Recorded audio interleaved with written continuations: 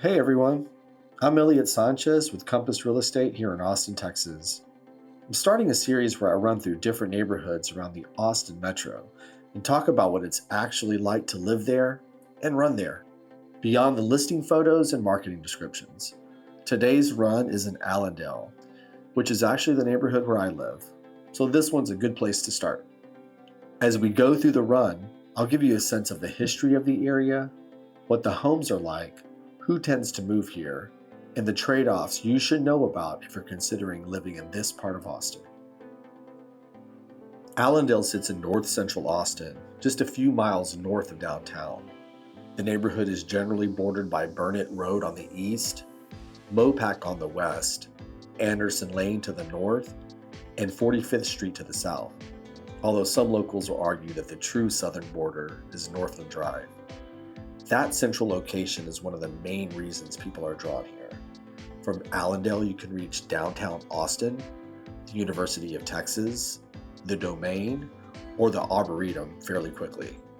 Major roads like Mopac and 183 are nearby, so commuting in different directions around the city tends to be very manageable. But despite being so central, Allandale still feels very residential once you're inside the neighborhood. One of the first things people notice about Allandale is the tree canopy. Many of the streets are lined with mature trees, which gives the neighborhood a very established feel. Most of the homes were originally built in the 1950s and 1960s, which means you'll see a lot of mid-century ranch-style houses on relatively spacious lots for central Austin.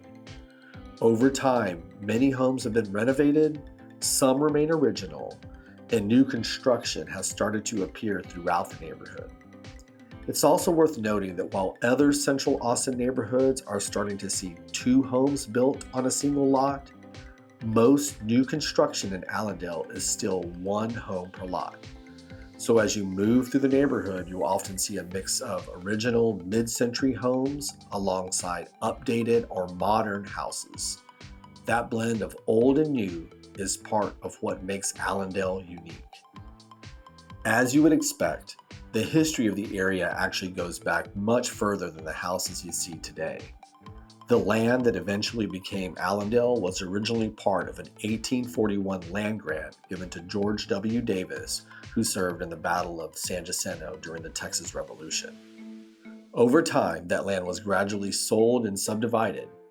The modern neighborhood began taking shape in the late 1940s and 1950s when developers started planning residential sections designed to offer suburban-style living while still being close to central Austin. That's why the neighborhood layout feels very residential compared to denser parts of the city. Another thing that defines Allandale is access to outdoor spaces. The neighborhood is divided by Shoal Creek Boulevard, which is used by a lot of runners and cyclists. And one thing that's pretty cool is that you can actually follow Shoal Creek Boulevard all the way down toward downtown Austin. One of the main gathering spots in the neighborhood is Northwest District Park, or Northwest Park, which sits right in the middle of Allandale. It's a large park with a few walking trails, sports courts, playgrounds, and Northwest Pool, which is being renovated and expected to reopen in summer of 2026.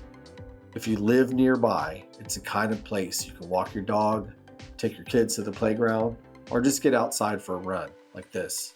Northwest Park is a big part of the day-to-day lifestyle here.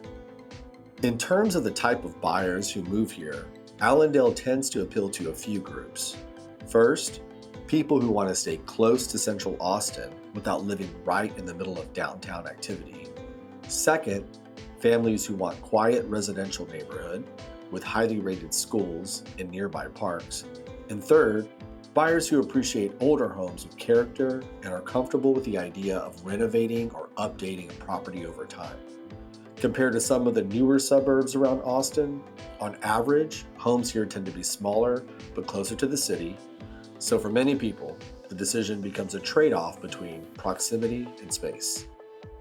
Like any neighborhood in Austin, Allandale comes with a few considerations. Because it's centrally located and well-established, Price per square foot is generally higher than you might find farther out in the suburbs.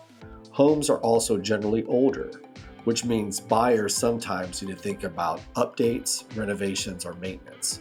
On the flip side, living here usually means shorter drive times in many parts of Austin, mature landscaping, and a neighborhood that has already developed its identity over several decades. So the decision often comes down to what you value more: central location and character, or newer homes and larger space farther from the city center. Day-to-day life here tends to feel pretty relaxed.